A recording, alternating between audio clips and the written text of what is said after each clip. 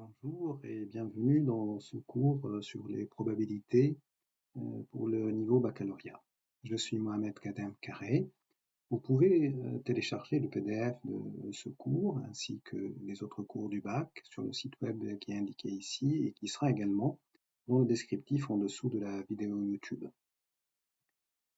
Le plan de ce cours sera d'abord de définir ce que c'est qu'une probabilité, ensuite d'énoncer les propriétés d'une probabilité, notamment on va parler des probabilités uniformes ou équiprobables et de la notion d'événements indépendants qui joue un rôle important dans cette théorie.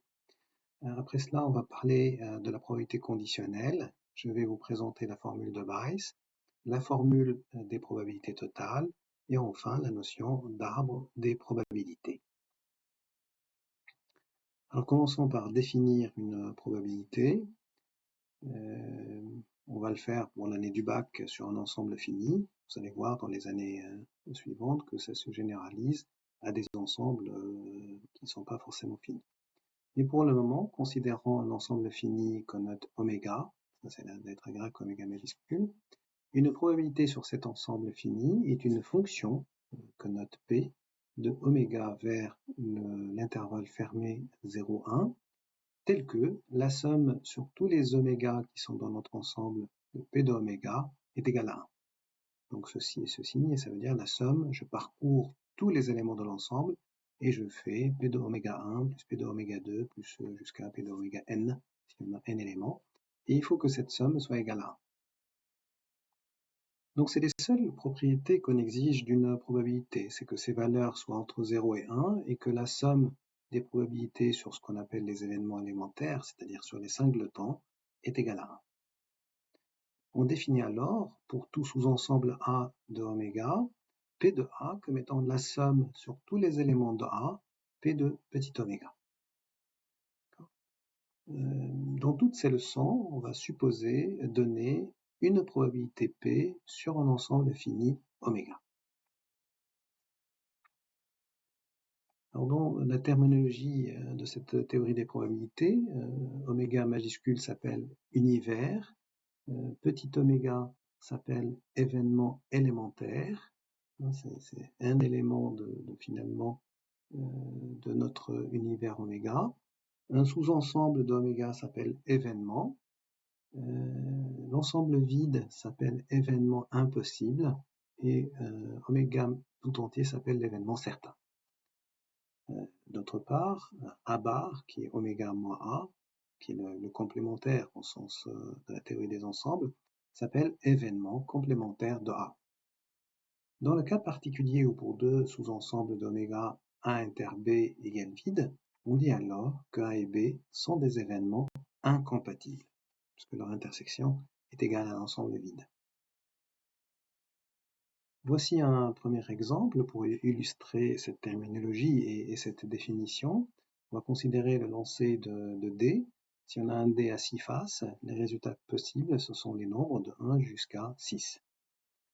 La probabilité d'une des faces, d'un singleton donc, est égale à 1/6, si le D n'est pas truqué. On peut alors calculer par exemple la probabilité que le résultat est pair.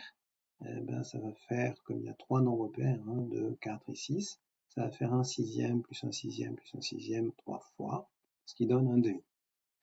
On peut par exemple aussi calculer la probabilité que oméga est supérieur à 5. Il y a deux valeurs possibles, 5 et 6, donc ça fera 1/6 plus 1/6, ce qui donne 2/6, c'est-à-dire un tiers. Voici un deuxième exemple. Si je lance une pièce avec une face, deux faces, pile, qu'on note pile et face, on prend P d'un événement élémentaire oméga égale 1/2. Si la pièce, encore une fois, n'est pas truquée, c'est-à-dire les deux faces de la pièce ont la même probabilité de tomber, et cette même probabilité est égale à 1/2. Nous allons maintenant énoncer les propriétés d'une probabilité sous forme d'un théorème. P de l'ensemble oméga tout entier est égal à 1. P de l'ensemble vide, c'est toujours égal à 0. La probabilité de l'événement complémentaire qu'on a noté à barre est égale à 1 moins P de A. Si A est inclus dans B, alors P de A est plus petit que P de B, puisque l'événement A est un sous-ensemble de l'événement B, alors la probabilité de l'événement A est plus petite que la probabilité de l'événement B. Dernière propriété, c'est que la probabilité de l'union A union B, c'est P de A plus P de B moins P de A inter B. Alors pour interpréter cette dernière propriété, j'ai fait une figure ici où je représente l'ensemble A sous forme de cette ellipse ici et l'ensemble B ici. Et on peut interpréter la probabilité comme étant une surface.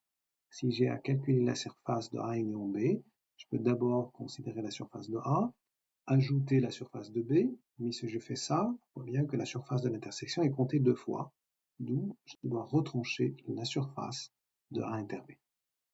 Parce que c'est compté 2 fois, il faut en trancher une. Donc ça, c'est l'intuition derrière cette formule, la probabilité de l'union de deux ensembles. Alors, un petit rappel sur les ensembles. Si A et B sont deux sous-ensembles d'oméga, quand oméga est dans A union B, on dit que oméga est dans A ou B. Alors pour le retenir, je dis souvent à mes étudiants que le signe union ici, vous pouvez le rapprocher du U de OU. Donc A union B, c'est oméga est dans A ou B. Oméga appartient à A inter B quand oméga est à la fois dans A et dans B. L'intersection, c'est et, alors que l'union, c'est ou. On a aussi le complémentaire de A union B, c'est le complémentaire de A inter le complémentaire de B. Vous voyez bien que l'union se transforme en une intersection quand je passe par le complémentaire. Le complémentaire de A inter B, c'est le complémentaire de A union le complémentaire de B. Nous arrivons maintenant à cette notion de probabilité uniforme. On dit que la probabilité P est uniforme ou équiprobable sur l'univers oméga si la probabilité de chaque événement élémentaire, donc de chaque petit oméga, est égale à 1 sur le nombre d'éléments dans l'ensemble oméga. Et dans ce cas, on a que la probabilité d'un événement A, qui est un sous-ensemble d'oméga, est égale à cardinal de A sur cardinal de oméga.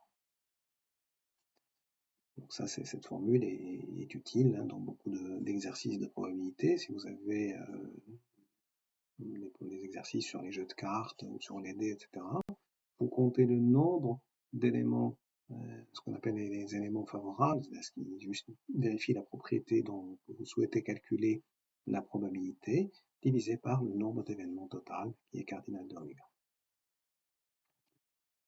Par exemple, dans le cas de la lancée de dés, si on considère oméga 1 les phases possibles jusqu'à 6, et que si on prend P d'oméga égale 1 sixième, dans le cas d'un dé non truqué, alors P est bien une probabilité uniforme sur cet ensemble oméga. Nous avons ici un contre-exemple. Si un dé est truqué, de manière à ce que la probabilité que 6 apparaisse est plus grande que les autres, par exemple la probabilité de 6 égale 1,5, alors que la probabilité de oméga pour tous les autres oméga différents de 6 est égale à 1 dixième, alors cette probabilité-là n'est pas uniforme.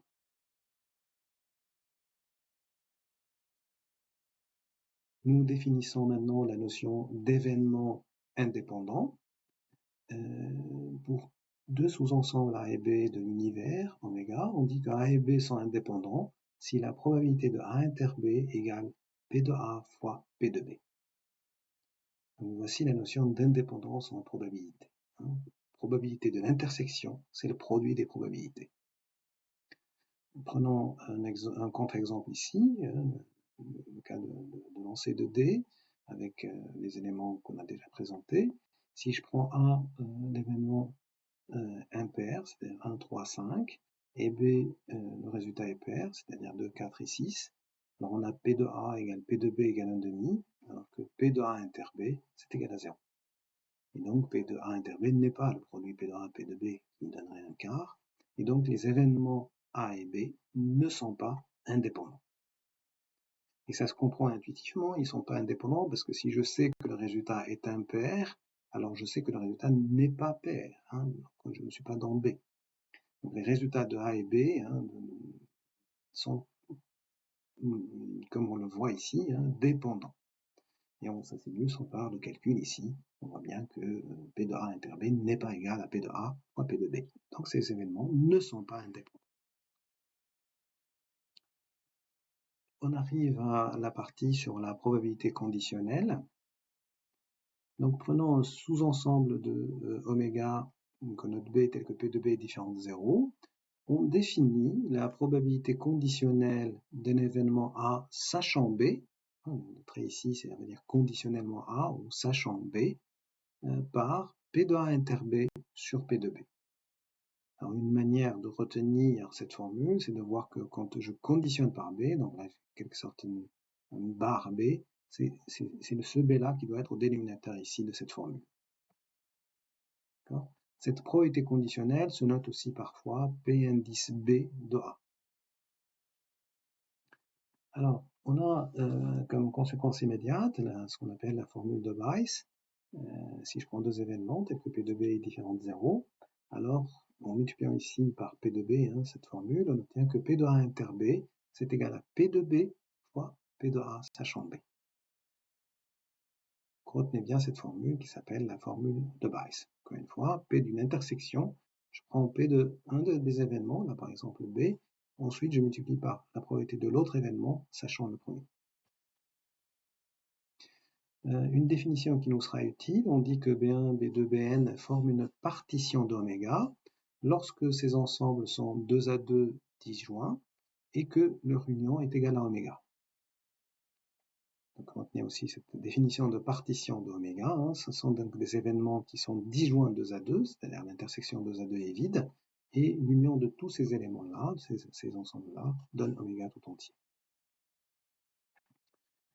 Alors, on a, grâce à cette définition, ce qu'on appelle la formule des probabilités totales.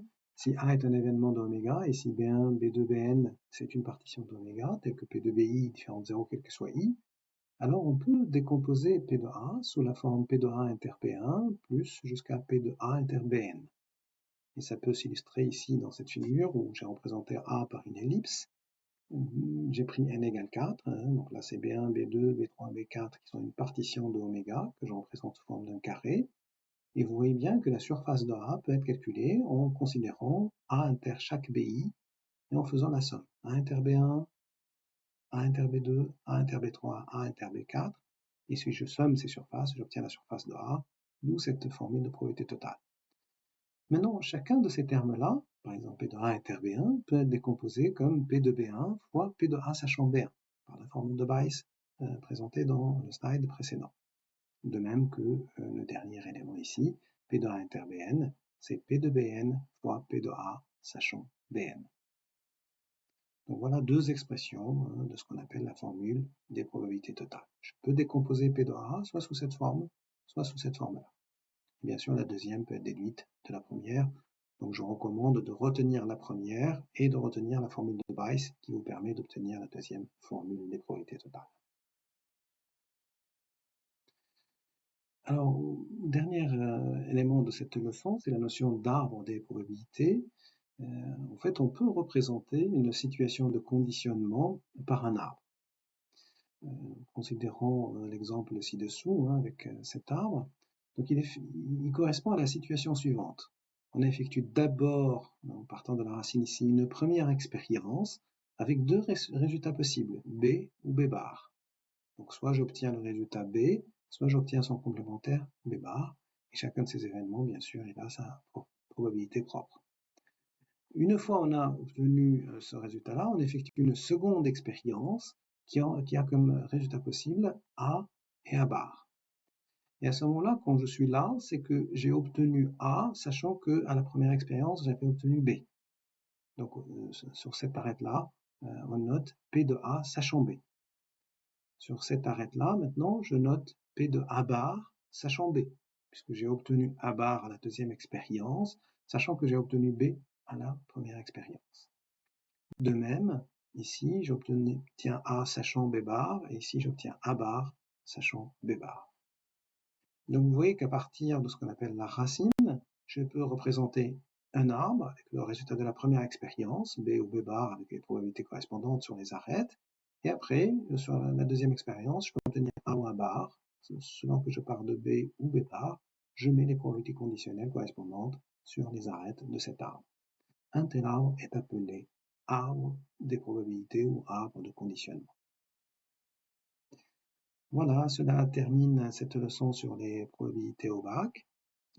J'espère qu'elle a été agréable et utile pour vous. Je vous souhaite bon courage pour vos révisions et je vous dis à bientôt. Au revoir.